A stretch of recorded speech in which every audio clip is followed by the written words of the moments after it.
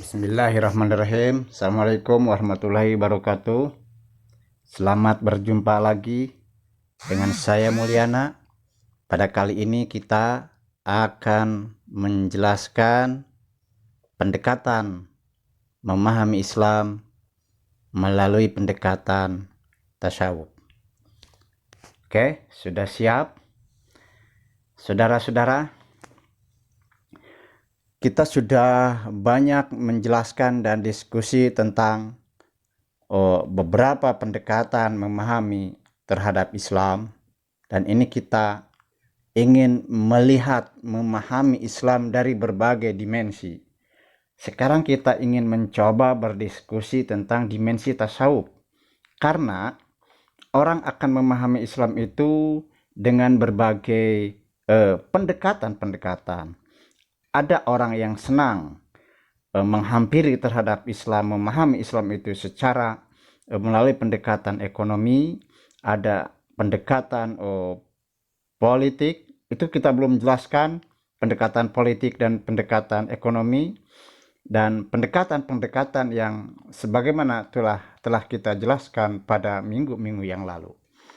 Oke, saudara-saudara, kita ingin mencoba berdiskusi tentang memahami Islam pendekatan tasawuf.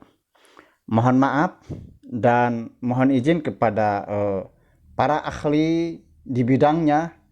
Saya ingin mencoba menjelaskan ini, tapi saya tidak ingin masuk secara lebih mendalam tentang tasawuf, karena saya ingin mencoba hanya melihat, memotret banyak orang mengamalkan dan memahami Islam itu adalah melalui pendekatan ini. Ya, saudara-saudara sekalian, sebelum menjelaskan lebih jauh apa itu tasawuf, ini secara etimologi berarti paling tidak ada 4 yang harus kita pahami. Ya, pertama adalah kata sufi. Ini artinya yang diambil dari bahasa Arab, soap, yang artinya adalah wall. Biasanya pada masa itu para ahli-ahli ascetik muslim itu dia memakai baju wall ya, yang terbuat dari bulu-bulu domba, kemudian dipakai, biasanya seperti itu. Dan dalam pandangan mereka pada waktu itu dikategorikan ini adalah satu baju, satu jubah atau pakaian dari wol sangat sederhana pada waktu itu, walaupun sesungguhnya tidak semua memakai itu. Ya, itu satu. Yang kedua, ada orang mengatakan bahwa kata sufi itu berasal dari kata sob atau sab, artinya adalah barisan dalam sholat. Itu yang kedua. Oleh karena itu, ya, dia ingin senang merapihkan dalam sholat, dan sholat itu adalah satu gambaran, satu standar di dalam hidup dan kehidupan. Oleh karena itu, maka hidup ini harus dimanage, pikirannya, jiwanya, raganya harus rapi, harus bersih, dan lain sebagainya. Oleh karena itulah para ahli-ahli tasawuf itu memandang sholat itu sebagai standar daripada kehidupan. Itu yang kedua ya. Nah, yang ketiga, secara etimologis ada orang yang mengatakan bahwa akar kata dari sufi ini adalah sopa. Apa artinya? Adalah kemurnian. Nah, oleh karena itu ya, orang yang memahami, melaksanakan Islam melalui pendekatan ini, dia ingin berusaha, ya, dia ingin berusaha hidupnya itu ya bersih, hidupnya itu suci, karena melalui pendekatan sufisme ini adalah kemurnian hati dan kemurnian jiwa. Ini sangat luar biasa, ini luar biasa nih. Itu yang ketiga. Nah, tapi ada juga orang yang mengartikan bahwa kata-kata tasawuf itu berasal dari istilah Yunani, kata Yunani yang diambil dari kata theosophie yang artinya adalah ilmu tentang ketuhanan. Luar biasa. Yuk kita gabungkan. Berarti orang yang berusaha memahami Islam melalui pendekatan tasawuf ini, dan sekaligus dia ingin melaksanakan dari Islam ini melalui pendekatan ini, berarti dia ingin berusaha hidup secara sederhana. Dia ingin berusaha melaksanakan ajaran-ajaran Islam itu ada dengan secara serapih mungkin, seperti orang berjajar di dalam barisan sholat, dia rapih, hidupnya itu tertata. Berarti orang yang memahami Islam melalui pendekatan ini, dia ingin berusaha semaksimal mungkin, ingin memurnikan jiwa dan hati. Nah, oleh karena itu orang yang melalui pendekatan ini, dia hidupnya adalah secara positif, melihat orang itu positif. Nah, dan terakhir berarti orang yang melalui pendekatan ini, memahami dan melaksanakan Islam melalui pendekatan ini, dia adalah ingin memurnikan bahwa seluruh hidup dan kehidupan ini adalah dimonitor oleh Tuhan. Pikirannya, jiwanya, hatinya adalah penuh dengan serba Tuhan. Oke. Yang kedua, saudara-saudara, seperti apa orang memahami Islam secara sufi ini? Itu pertanyaan besarnya, memahami Islam dengan jalur sufi ini atau secara tasawuf ini.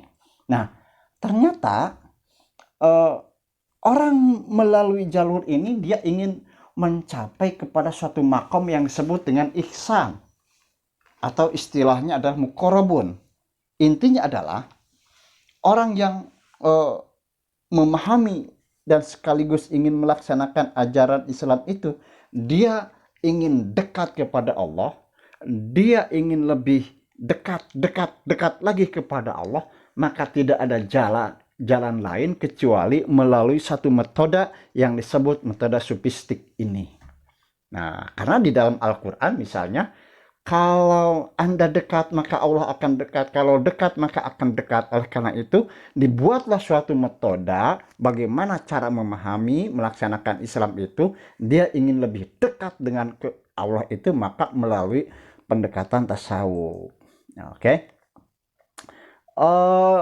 Berikutnya ya, bahwa orang ya yang mempelajari atau memahami terhadap Islam melalui pendekatan ini, menurut saya ini, setuju atau tidak saudara, bahwa jadi tasawuf itu adalah bahagian daripada ekspresi daripada kehidupan, bahagian daripada dia ingin mengekspresikan keislaman dia. Oleh karena itu, karena pendekatan tasawuf ini adalah pendekatan batini, dia berarti pendekatan secara psikologis, bagaimana dia menafsirkan ayat-ayat Al-Quran secara batini. Nah, ini yang memahami Islam melalui jalur sufi ini. Ternyata bahwa orang yang memahami atau melaksanakan Islam melalui jalur tasawuf ini adalah dia ingin berusaha semaksimal mungkin mensucikan jiwa, menjernihkan akhlak, dan dia ingin berusaha membangun zahir dan batin untuk memperoleh kebahagiaan abadi. Apakah itu kebahagiaan dunia ataupun kebahagiaan akhirat, gitu ya. Lanjut bahwa memahami Islam melalui sufi ini ternyata bahwa ada satu keberhargaan diri. Nah, ternyata harga diri seseorang itu adalah bukan untuk siapa-siapa dan tidak digantungkan kepada siapa-siapa. Harga diri seseorang, keislaman dianya itu ternyata dia digantungkannya adalah kepada Allah. Apapun adalah Allah. Nah, berikutnya ternyata bahwa untuk mencapai kepada hal-hal tadi ini, maka dia melalui jalur apa yang disebut dengan tarekahnya atau tarekatnya. Oleh karena itu, seorang sufi dia adalah sedang menempuh Seorang sufi, dia sedang berada di perjalanan menempuh kepada apa yang akan diinginkannya. Dia adalah harus menjadikan bahwa sesungguhnya Allah itu adalah satu-satunya sumber, ya, satu-satunya sumber kekuatan dan penghargaan bagi dirinya sendiri. Oke, saudara-saudara,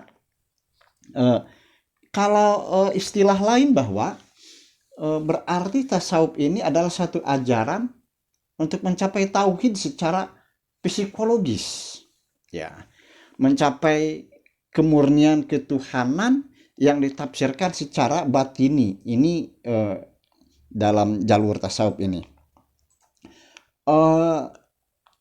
Kalau kita melihat orang yang memahami Islam melalui pendekatan ini, maka dia paling tidak yang ingin dicapainya itu adalah terdapat 4 kedalaman cara dia beragama itu.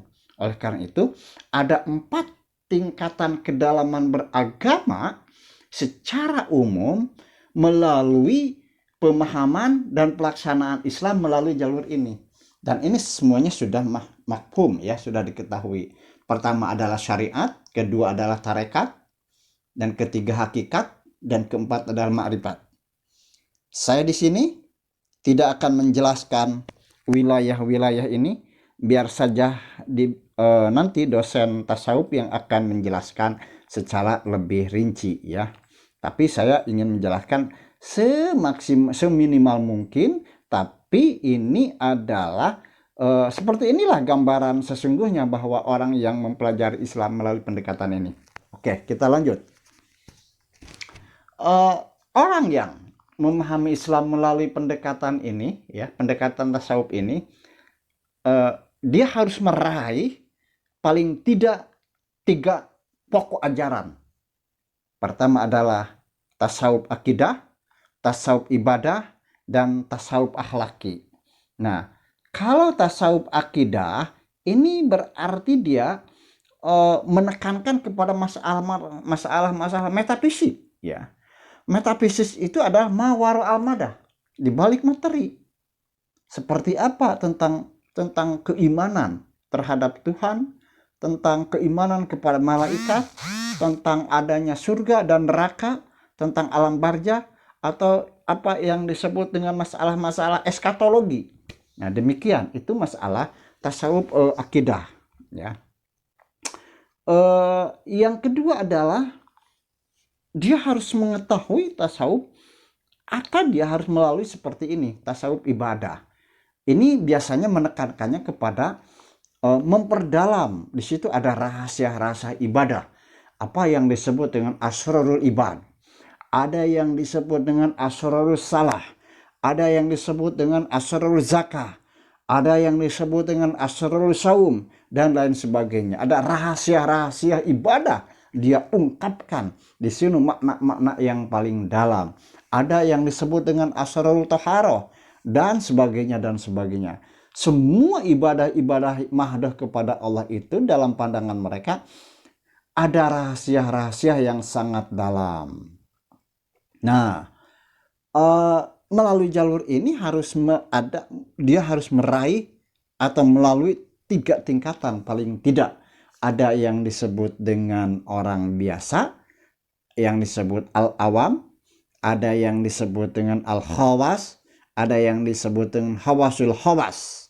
Nah, itu saudara-saudara, yang terakhir adalah tasawuf akhlaki. Nah, ini tasawuf akhlaki ini bagaimana cara dia bertaubat, bagaimana cara bersyukur, bagaimana cara bersabar, cara bertawakal, dan lain sebagainya.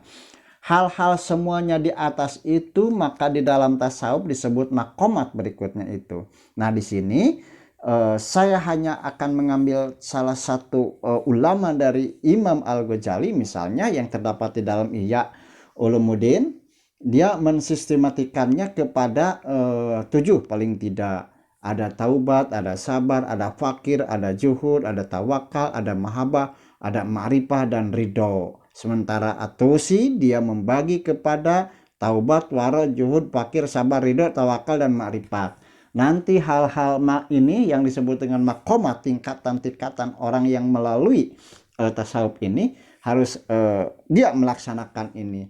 Nah, penjelasan yang lebih dalam apa itu taubat, sabar dan lain sebagainya ini akan dijelaskan oleh dosen tasawuf. Saudara-saudara, yuk kita diskusikan seperti apa orang memahami dan melaksanakan Islam melalui pendekatan tasawuf ini. Secara garis besarnya seperti itu. Dan pelaksanaannya orang akan mengambil salah satu tarekat untuk mencapai apa yang diinginkan di dalam pendekatan ini. Kalau benar daripada Allah, kalau salah dari saya, semoga Allah mengampuni. Assalamualaikum warahmatullahi wabarakatuh.